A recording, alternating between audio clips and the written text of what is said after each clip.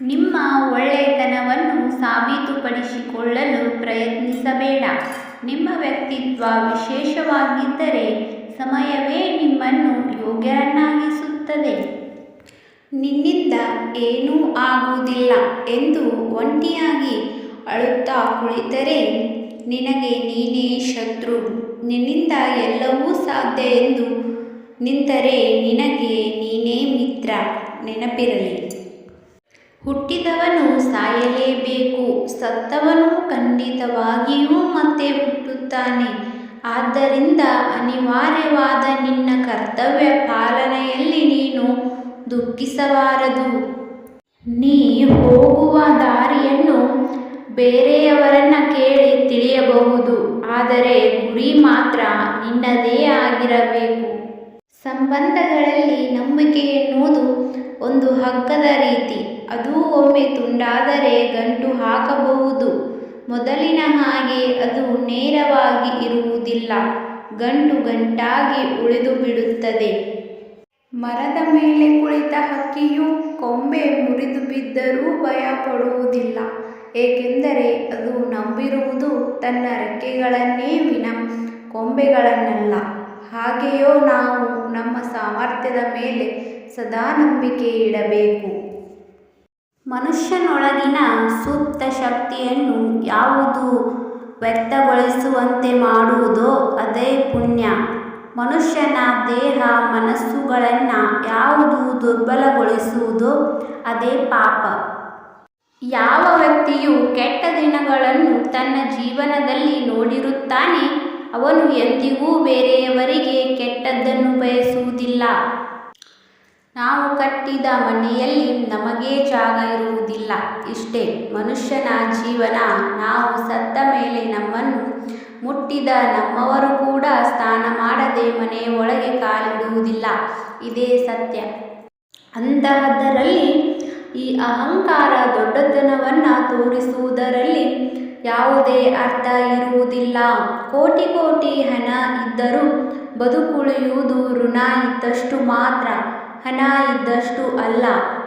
ನಿನ್ನ ತಪ್ಪು ಇಲ್ಲದೆ ಯಾರೇ ನಿನ್ನನ್ನು ನಿಂದಿಸಿದರೂ ಪ್ರತಿಕಾರ ತೀರಿಸಲು ನಿನ್ನ ಕೈಯಲ್ಲಿ ಆಗದಿದ್ದರೂ ಕಾಲ ಅವರನ್ನು ತಪ್ಪದೇ ಶಿಕ್ಷಿಸುತ್ತದೆ. ಏಕೆಂದರೆ ಅವರು ಮಾಡಿದ ಕರ್ಮಗಳಿಗೆ ಅವರೇ ಶಿಕ್ಷೆ ಅನುಭವಿಸುತ್ತಾರೆ. ನಂಬಿ ಬದುಕುವುದು ಬೇರೆ, ನಂಬಿಸುತ್ತಾ ಬದುಕುವುದು ಬೇರೆ. ನಂಬಿ ಬದುಕುವುದರಲ್ಲಿ ಭಕ್ತಿ ಇರುತ್ತದೆ, ನಂಬಿಸುತ್ತಾ ಬದುಕುವುದರಲ್ಲಿ ಸ್ವಾರ್ಥ ಇರುತ್ತದೆ. ಬದುಕುವುದರಲ್ಲಿ ಎರಡು ಮಾರ್ಗಗಳಿವೆ. ಮೊದಲನೆಯದು ತನಗೆ ಇಷ್ಟವಾದದ್ದನ್ನು ಸಾಧಿಸಲು ಪ್ರಯತ್ನಿಸುವುದು, ಮತ್ತು ಎರಡನೆಯದು ಸಾಧಿಸಿದ್ದನ್ನು ಇಷ್ಟಪಡುವುದು. ಬಿಟ್ಟು ಹೋಗುವವರು ಏನೋ ಒಂದು ನೆಪ ಹೇಳಿ ಬಿಟ್ಟು ಹೋಗುತ್ತಾರೆ. ಕಳೆದುಕೊಂಡವರು ಮರಳಿ ಬರಬಹುದೆಂಬ ನಿರೀಕ್ಷೆಯಲ್ಲಿ ಕಾಲ ಕಳೆಯುತ್ತಾರೆ. ಭಗವಂತನಲ್ಲಿ ನಂಬಿಕೆ ಇಟ್ಟರೆ ಅವರಿಗಿಂತ ಉತ್ತಮರನ್ನ ಜೊತೆಗೂಡಿಸುತ್ತಾನೆ. ಪರಿವರ್ತನೆ ಜಗದ ನಿಯಮ. ಈಗಿನ ಕಾಲದಲ್ಲಿ ಹಣಬಲ ಇಲ್ಲ ಅಂದರೆ ಜನಬಲ ಕೂಡ ಸ್ವಲ್ಪ ಕಷ್ಟವೇ. ಆದರೆ ವ್ಯಕ್ತಿ ಒಳ್ಳೆಯವನಾಗಿದ್ದರೆ ದೇವರ ಬಲ ಮಾತ್ರ ಇದ್ದೇ ಇರುತ್ತದೆ. ಪೆಟ್ಟು ತಿಂದಿದ್ದಕ್ಕೆ ಕಲ್ಲು ವಿಗ್ರಹವಾಯಿತು, ಆದರೆ ಪೆಟ್ಟು ಕೊಟ್ಟ ಸುತ್ತಿಗೆ ಸುತ್ತಿಗೆಯಾಗಿಯೇ ಉಳಿಯಿತು.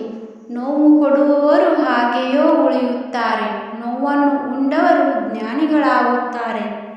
ಸೋತೆ ಎಂದು ಚಿಂತಿಸಪಡಬೇಡ, ಜೀವನ ಇಷ್ಟೇನಾ ಎಂದು ಮರುಗಬೇಡ. ಎಲ್ಲವನ್ನೂ ಕಳೆದುಕೊಂಡೆ ಎಂದು ಕೊರಗಬೇಡ. ನನಗಿಂತ ಕೆಳಗಿನವರು ನೋಡಿ ನೀನು ಸಮಾಧಾನ ಪಡು. ದೇವರು ಯಾರನ್ನೂ ಕೈ ಬಿಡುವುದಿಲ್ಲ. ದೇವರಲ್ಲಿ ನಂಬಿಕೆ ಇಡು, ನಂಬಿಕೆಯೇ ದೇವರು. ಜೀವನದಲ್ಲಿ ಕಾಯುವುದನ್ನು ಕಲಿಯಬೇಕು. ಎಲ್ಲವೂ ನಡೆಯುವುದು ಸಮಯಕ್ಕೆ ಸರಿಯಾಗಿ ಹೊರತು ನಮ್ಮ ಅವಸರಕ್ಕೆ ತಕ್ಕಂತೆ ಅಲ್ಲ. ಎಲ್ಲ ಸಮಯದಲ್ಲೂ ನೀವು ದುಡ್ಡು ಉಳಿಸಬಹುದು, ಆದರೆ ಎಲ್ಲ ಸಮಯದಲ್ಲೂ ನಿಮ್ಮನ್ನು ದುಡ್ಡು ಉಳಿಸಲಾರದು. ಒಂದು ಮಾತನ್ನು ಯಾವಾಗಲೂ ನೆನಪಿನಲ್ಲಿ ಇಟ್ಟುಕೊಳ್ಳಿ. ಈ ಮುಖ, ಈ ಸೌಂದರ್ಯ, ಈ ದೇಹ ಎಲ್ಲವೂ ನಾವು ಸಾಲದಲ್ಲಿ ಪಡೆದಿದ್ದೇವೆ. ಸಮಯ ಬಂದಾಗ ಇವುಗಳ ಮಾಲೀಕನಿಗೆ ನಾವು ಎಲ್ಲವನ್ನೂ ಹಿಂತಿರುಗಿಸಲೇಬೇಕು. ಋಣ ಮುಗಿದ ತಕ್ಷಣವೇ ನಾವೆಲ್ಲರೂ ಹೊರಡಲೇಬೇಕು. ಆಘಾತ, ಆತ್ಮಹತ್ಯೆ, ಹೃದಯಾಘಾತ ಇವೆಲ್ಲವೂ ನೆಪ ಮಾತ್ರ. ನಾವು ಪರಿಸ್ಥಿತಿಯನ್ನು ಬದಲಾಯಿಸುವುದಕ್ಕೆ ಪ್ರಯತ್ನಿಸುತ್ತೇವೆ, ಆದರೆ ಬದಲಾಗಬೇಕಾಗಿರುವುದು ಪರಿಸ್ಥಿತಿ ಅಲ್ಲ, ಮನಸ್ಥಿತಿ.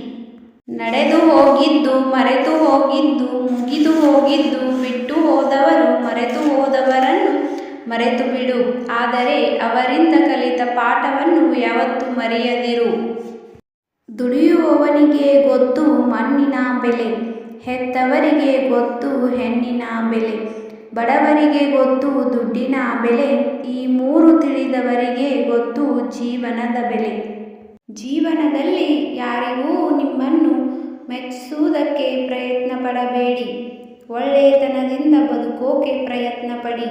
ನಿಮ್ಮ ಒಳ್ಳೆಯತನ ಯಾರಿಗಾದರೂ ಇಷ್ಟವಾಗುತ್ತದೆ. ನೋವುಗಳು ಸಹಜವಾಗಿ ಬರುತ್ತೆ, ಹಾಗಂತ ಕುಗ್ಗದಿರು. ನೋವುಗಳೆಲ್ಲವನ್ನು ಒಮ್ಮೆ ಕುಗ್ಗಿಸಿ ನೋಡು. ನೋವುಗಳು ನಿನ್ನ ಮುಂದೆ ಕುಗ್ಗಲು ಆರಂಭಿಸುತ್ತದೆ. ನಿರಂತರ ಮಾತನಾಡುವವನ ಹತ್ತಿರ ಮಾತು ಹೇಳಬಾರದು. ವಾದಿಸುವವನ ಹತ್ತಿರ ಪ್ರತಿವಾದ ಮಾಡಬಾರದು. ಬುದ್ಧಿವಂತನ ಹತ್ತಿರ ಸ್ಪರ್ಧೆಗೆ ಇಳಿಯಬಾರದು. ಎಲ್ಲ ಬಿಟ್ಟವನ ಹತ್ತಿರ ಜಗಳ ಆಡಬಾರದು. ಕಾಲಿಗೆ ಮುಳ್ಳು ಚುಚ್ಚಿದಾಗ ನೋವಾಗುತ್ತೆ, ಮುಳ್ಳು ತೆಗೆದ ಮೇಲೆ ನೋವಿನ ನೆಪವಾಗುತ್ತೆ. ಆದರೆ ಮುಳ್ಳು ತೆಗೆದವರ ನೆನಪು ಯಾರಿಗೂ ಆಗಲ್ಲ. ಇದೇ ಜೀವನ. ಈ ಪ್ರಪಂಚದಲ್ಲಿ ಒಳ್ಳೆಯತನ ನಿನ್ನಲ್ಲಿ ಇದ್ದರೆ ಸಮಯ ಬಂದಾಗ ಮಾತ್ರ ಇನ್ನೊಬ್ಬರಿಗೆ ಖರ್ಚು ಮಾಡು. ಸಿಕ್ಕವರಿಗೆಲ್ಲ ನಿನ್ನ ಒಳ್ಳೆಯತನ ಖರ್ಚು ಮಾಡಿದರೆ ನೋವು ಖಚಿತ. ಯಾರನ್ನು ಎಲ್ಲಿ ಇಡಬೇಕು ಮತ್ತು ಯಾರಿಗೆ ಯಾವುದನ್ನು ನೀಡಬೇಕು ಎಂಬುದನ್ನು ತೀರ್ಮಾನಿಸುವವನು ಆ ದೇವರೇ ಹೊರತು ಇನ್ಯಾರೂ ಅಲ್ಲ.